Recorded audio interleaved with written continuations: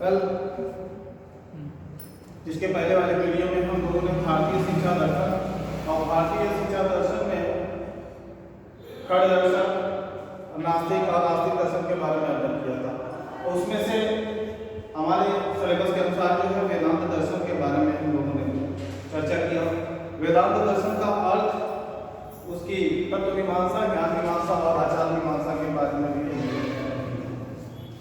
अब उसके आगे जो है वेदांत दर्शन के मूलभूत सिद्धांत के अंतर्गत महत्वपूर्ण सिद्धांतों का अध्ययन करेंगे जो हमारे ज्ञान मीमांसा, तत्व मीमांसा और आचार मीमांसा से ही लिया जाता है। वेदांत दर्शन के मूलभूत सिद्धांत में पहला है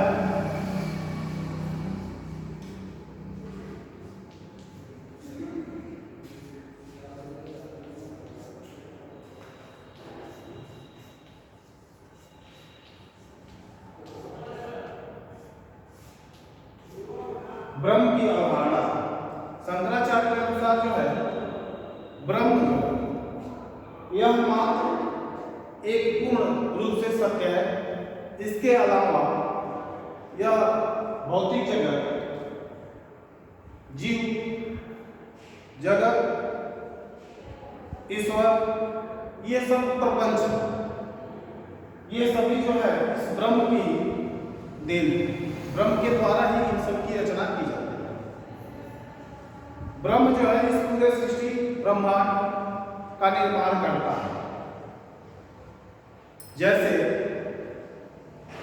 जादूगर को हम लोगों ने देखा होगा कि वह अपनी प्रवीणता से विभिन्न प्रकार के पत्थर, फूल, रुमाल से विभिन्न प्रकार की, नाना प्रकार के जो है वस्तुओं का निर्माण करता है। उसी भांति ब्रह्म जो है इस जगत का निर्माण माया के द्वारा करता है। माया जो है ब्रह्म के पास आदिकाल से ही यह एक शक्ति के रूप में उनके साथ है। माया के द्वारा ब्रह्म जो है इस जगत का निर्माण करता है। ब्रह्म जो है सर्वशक्तिमान, सर्वव्यापी, निर्गुण, निराकारी। ब्रह्म स्वतंत्र रूप से पूर्ण शुद्ध है, सत्य है। परमार्थिक रूप से देखा जाए तो ब्रह्म के अलावा इस जगत में, संसार में कोई भी सत्य नहीं है। ब्रह्म अपने आप में स्वयं सिद्ध है और वह ज्ञानी, ज्ञान है। ब्रह्म की अवधारणा के बारे में समझने के लिए शंकराचार्य ने सत्ता को 3 प्रकार में बताया हुआ है। यह सत्ता जो है प्रतिभाषिक सत्ता, व्यवहारिक सत्ता और परमार्थिक सत्ता है। ब्रह्म को हम इन सत्ताओं में देखें तो परमार्थिक रूप से यह सत्य साबित होता है, शुद्ध है। इसको सिद्ध करने की आवश्यकता नहीं पड़ती, इसको प्रमाण देने की आवश्यकता नहीं पड़ती। जबकि अगर हम अन्य दृष्टिकोण से देखें तो यह जो है प्रतिभाषिक और व्यवहारिक सत्ता उसकी अपेक्षा कम सत्य है, आंशिक रूप से सत्य है। ब्रह्म जो है माया से जब आवृत्त हो जाता है तो वह ईश्वर का होता है। ईश्वर जो है व्यवहारिक रूप से सत्य होता है, परंतु अगर उसको हम परमार्थिक रूप से देखें तो वह असत्य साबित हो जाता है। ब्रह्म जो है माया में जब सम्मिलित होता है तब ईश्वर की रचना होती है। शंकराचार्य के अनुसार यह ब्रह्म के अलावा भौतिक जगत या यह संसार मात्र एक मिथ्या है। यह हमारा ब्रह्म की अवधारणा शंकराचार्य के अनुसार। अब इसके बाद वेदांत दर्शन की मूलभूत सिद्धांत का दूसरा बिंदु है जगत की अवधारणा। जगत की अवधारणा, वेदांत दर्शन की मूलभूत सिद्धांत, दूसरा सिद्धांत जगत की अवधारणा। यहाँ पे जगत की अवधारणा में जो है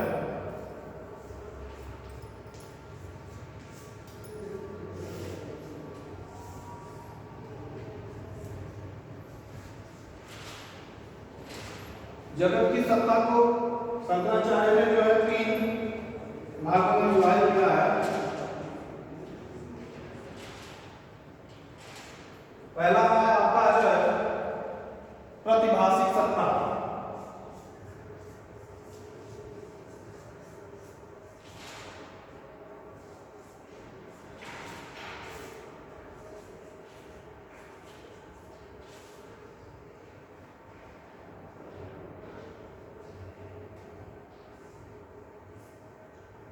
दूसरा है व्यवहारिक सत्ता।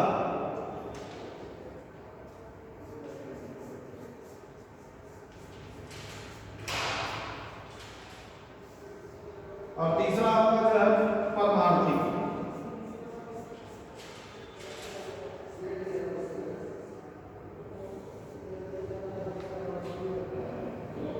जगत की सत्ता में जो है प्रतिभाषिक सत्ता जो है, यह सत्ता जो जैसे हम लोग जब कभी निद्रा में स्वप्न देखते हैं, स्वप्न देखते समय जो भी हम चीजें देखते हैं वो हमें सत्य प्रतीत दिखाई देता है, परंतु जैसे ही हम नींद से जागृत होते हैं तो वह सत्य का खंडन हो जाता है और तो हमको लगता है कि हाँ हम ये जो चीजें अभी देख रहे थे वो सत्य नहीं बल्कि असत्य है। तो यह प्रतिभाषिक सत्ता आपका वह स्वप्न की सत्ता है की तरह ही है। व्यवहारिक सत्ता यह जो है सत्य होता है आंशिक रूप से, परंतु इसको तर्क की या तार्किक विवेचना के आधार पर ही इसे सत्य सिद्ध किया जा सकता है। यह परमार्थिक सत्य की अपेक्षा यह कम सत्य होता है। परमार्थिक सत्य में जो है सिद्ध करने की आवश्यकता नहीं होती, यह स्वयं सिद्ध होता है और यह सत्य होता है और शुद्ध होता है। जगत की सत्ता में जैसे प्लेटो महोदय ने कहा था कि जगत या भौतिक जगत जो होता है यह परिवर्तनशील होता है, अनित्य होता है, और आध्यात्मिक जगत जो होता है वह नित्य होता है और परिवर्तनशील नहीं होता है और परिवर्तनशील होता है। उसी भांति यहाँ पे जो है शंकराचार्य महोदय ने भी जगत की धारणा या जगत की सत्ता को तीन रूपों में विभाजित करके समझाने की कोशिश किया। जैसे कभी कभार हम जो है रस्सी को सांप मार के और हम उससे भयभीत हो जाते हैं, तो क्या होता है कि वह सांप जो है रस्सी के ऊपर आवरण डाल देता है और हमें वह रस्सी जो है सांप के रूप में प्रतीत होता है। इसी प्रकार जो है ब्रह्म माया जब ब्रह्म के ऊपर आवरण डाल देती है तो वह ईश्वर का रूप धारण कर लेता है और ईश्वर जो होता है वह हमें सत्य प्रतीत दिखाई देता है, जबकि वह व्यवहारिक रूप से सत्य होता है, परमार्थिक रूप से असत्य पाया जाता है। परमार्थिक रूप से सत्य एक ही है, वह ब्रह्म। जगत को देखा जाए यह संसार तो भौतिक जगत जो है मनुष्य कर्म ज्ञान इसी भौतिक जगत में ही प्राप्त करता है, इसलिए यह भौतिक जगत भी सत्य है। यह असत्य तब होता है जब हम इसको परमार्थिक दृष्टिकोण से देखते हैं, और जब यह व्यवहारिक दृष्टिकोण से हम देखें तो वह भौतिक जगत सत्य प्रतीत होता है और यह भौतिक जगत में ही सारी क्रियाएं करता है। जीव जो होता है अपना ज्ञान कर्म इसी धरातल पर इसी भौतिक जगत में ही करता है, तो वह भी सत्य है, वह मिथ्या इसके दृष्टिकोण से नहीं। यह शंकराचार्य की जगत की सत्ता या जगत की अवधारणा के बारे में था। अब इसका अगला सिद्धांत जो है माया के बारे में हम अध्ययन करेंगे।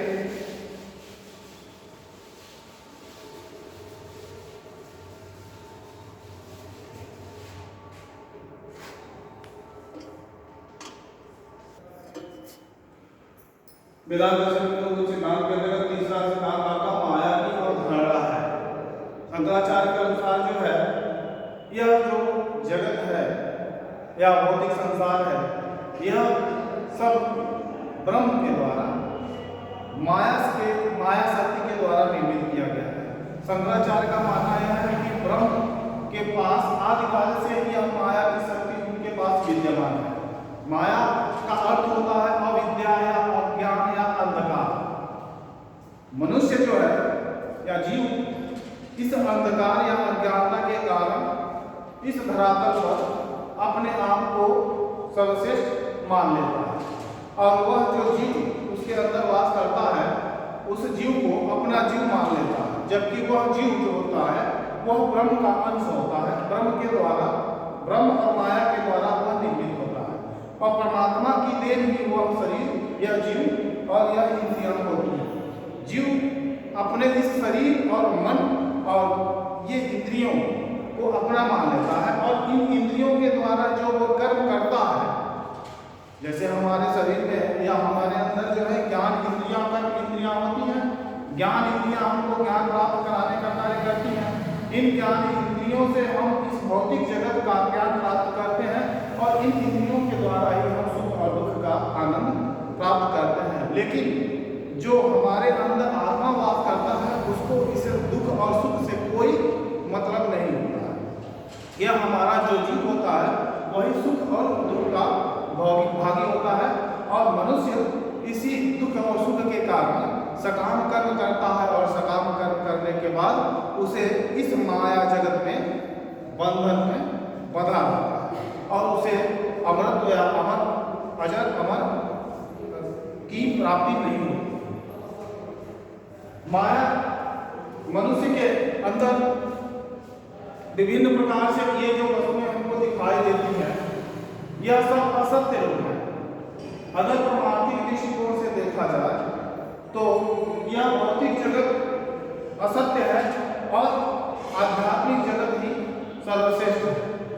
उसी के द्वारा हम इस ब्रह्मांड में अपने इस बंधन से मोक्ष की प्राप्ति कर सकते हैं और इसके लिए हमें ब्रह्म ज्ञान की आवश्यकता पड़ती है और उस माया से छुटकारा प्राप्त करने के लिए ब्रह्म ज्ञान की आवश्यकता पड़ती है। और ब्रह्म ज्ञान या जब इस जीव को ज्ञान की प्राप्ति हो जाएगी तब यह माया रूपी अंधकार से मुक्ति मिल जाएगी, छुटकारा मिल जाएगा और जीव को जो है मोक्ष की प्राप्ति हो सकती है। जीव को मोक्ष की प्राप्ति जो है कैसे होगा तो वह ज्ञान योग के माध्यम से होगा और ज्ञान योग प्राप्त करने के लिए हमें निष्काम कर्म की आवश्यकता पड़ेगी और निष्काम कर्म करने के लिए हमें निष्काम योगी की भांति जीवन यापन करना होगा और उस निष्काम योगी की भांति जीवन यापन करते हुए हम ब्रह्म ज्ञान की प्राप्ति कर सकते हैं और उसके द्वारा हम उसकी प्राप्ति कर सकते हैं। यह था माया की अवधारणा। और इसके आगे वेदांत दर्शन के मूलभूत सिद्धांत में हम जीव की अवधारणा के बारे में अध्ययन करेंगे।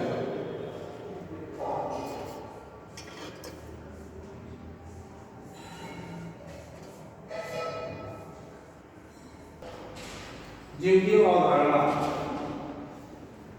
पूर्व हम लोगों ने इसके पहले अध्ययन किया था जीव की उत्पत्ति। तो ब्रह्म जो है माया के द्वारा इस जगत का निर्माण करता है और ब्रह्म जो है इस जीव का भी निर्माण करता है। जीव जो है यह भौतिक जगत में अपने को परमात्मा की देह कभी नहीं स्वीकार करता और यह मान के चलता है कि यह जो जीव है और यह शरीर है, इंद्रियां हैं, ये सब हमारी हैं और इसका जो है कर्ता और उपादान कारण सब हम ही हैं, परमात्मा कोई नहीं है। और जो भी दिखाई देता है ये भौतिक जगत या सांसारिक मोह माया उसी में वह विश्वास करता है।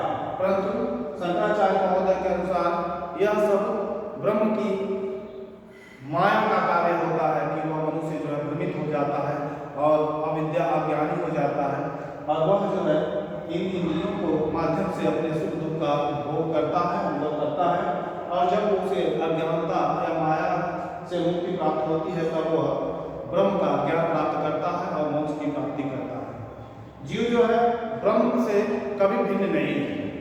वह व्यवहारिक रूप से जो है जीव ब्रह्म से भिन्न दिखाई देता है परंतु वह ब्रह्म का ही अंश होता है। जैसे अग्नि जलती है तो नीचे हम देखते हैं लकड़ी या कोयला कोई भी चीज जलाया जाता है तो उसमें धुआं और चिंगारी निकलती है परंतु वह आग से ही निर्मित होता है और उसकी चिंगारी आग से कुछ ऊपर लपटे जो है फेंकती है तो वो लगता है कि आग नीचे है और चिंगारी ऊपर है तो यह अंतर दिखाई देता है जो व्यवहारिक दृष्टिकोण से होता है। लेकिन परमार्थिक दृष्टिकोण से देखा जाए तो उस लकड़ी या कोयले के वजह से ही वह चिंगारी निकलती है और ऊपर की तरफ फेंकती है। उसी प्रकार ब्रह्म इस जीव का निर्माण करता है। ब्रह्म से ही इस जीव की उत्पत्ति होती है और रचना वो ब्रह्म के द्वारा ही किया जाता है क्योंकि उसमें माया का भूमिका होता है। जीव जो है इस भौतिक जगत में अपने शरीर को अपना स्वीकार कर लेता है और इससे मोक्ष प्राप्ति करने के लिए वही ब्रह्म ज्ञान की आवश्यकता पड़ती है। ब्रह्म ज्ञान के द्वारा ही वह जीव इस क्रम बंधनग्रस्त जीवन में या सांसारिक मोह माया से उब सकता है या निकल सकता है या मोक्ष की प्राप्ति कर सकता है। यह आपका शंकराचार्य के अनुसार जीव की अवधारणा। और इसके बाद अगला सिद्धांत है आपका आत्मा।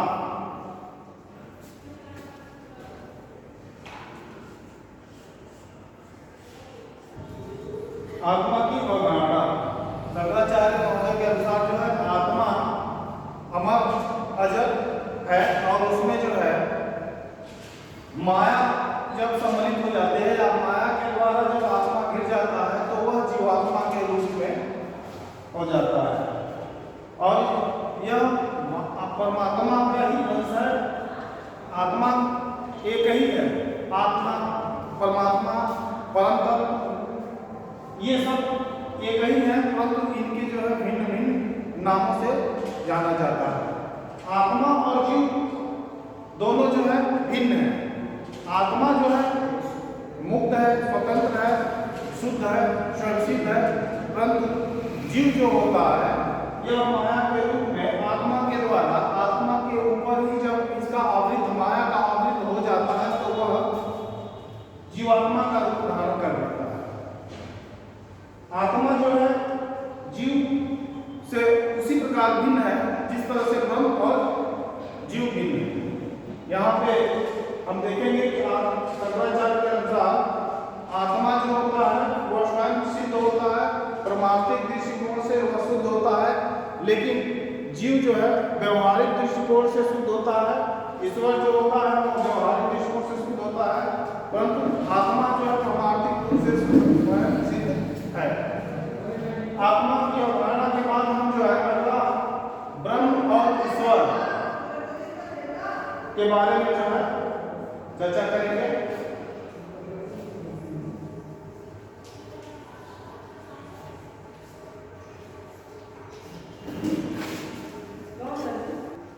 जीव और एवं ईश्वर शंकराचार्य महोदय के अनुसार यह जो वेदांत दर्शन का मूलभूत सिद्धांत है जीव एवं ईश्वर। यहाँ आप देखेंगे कि जीव और ईश्वर यह दोनों जो है नित्य जगत से संबंधित हैं।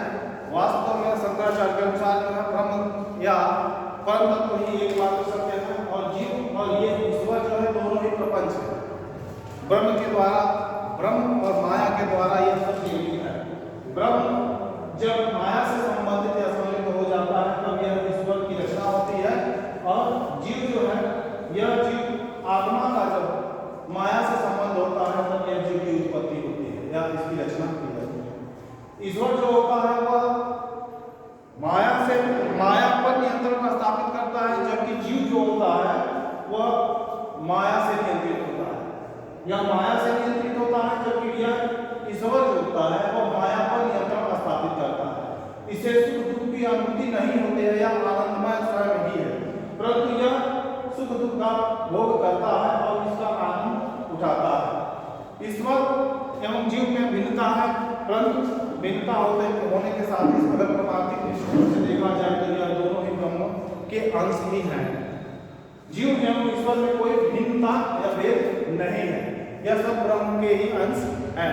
अब इसके बाद मूल सिद्धांत के अंतर्गत हम देखेंगे कि अगला सिद्धांत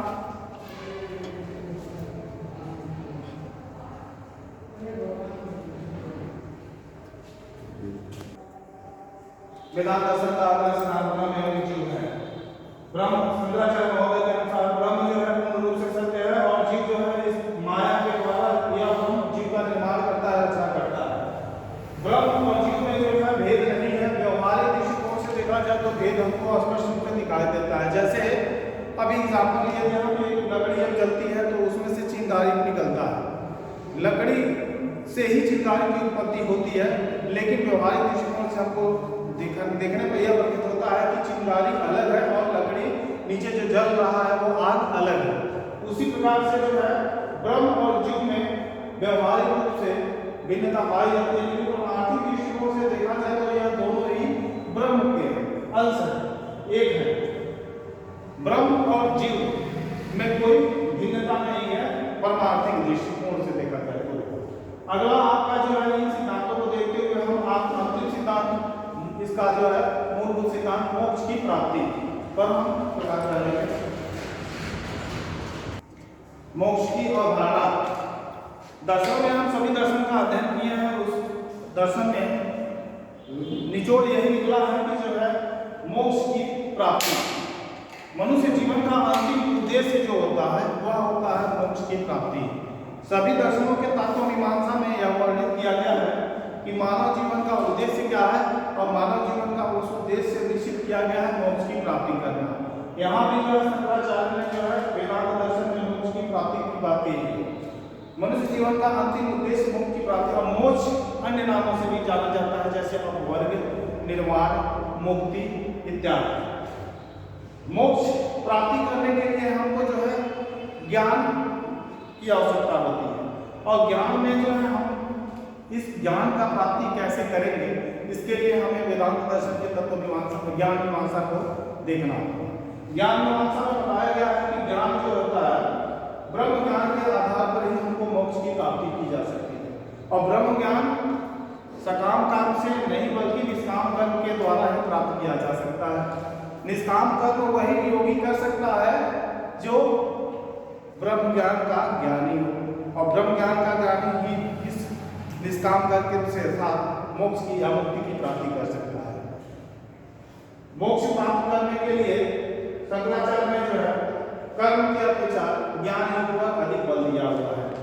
अब यहाँ हम वेदांत दर्शन का मूलभूत सिद्धांत जो था हम लोगों ने अध्ययन किया। अब इसके बाद वेदांत दर्शन का शिक्षा पर क्या प्रभाव पड़ता है, या शिक्षा की विभिन्न पाठ्यचर्या, शिक्षण विधियाँ, अनुशासन, विद्यालय, शिक्षक की भूमिका, शिक्षार्थी की भूमिका, इन सभी पर वेदांत दर्शन का क्या प्रभाव पड़ता है, इसके लिए हम अगले वीडियो में इसकी चर्चा करेंगे। धन्यवाद।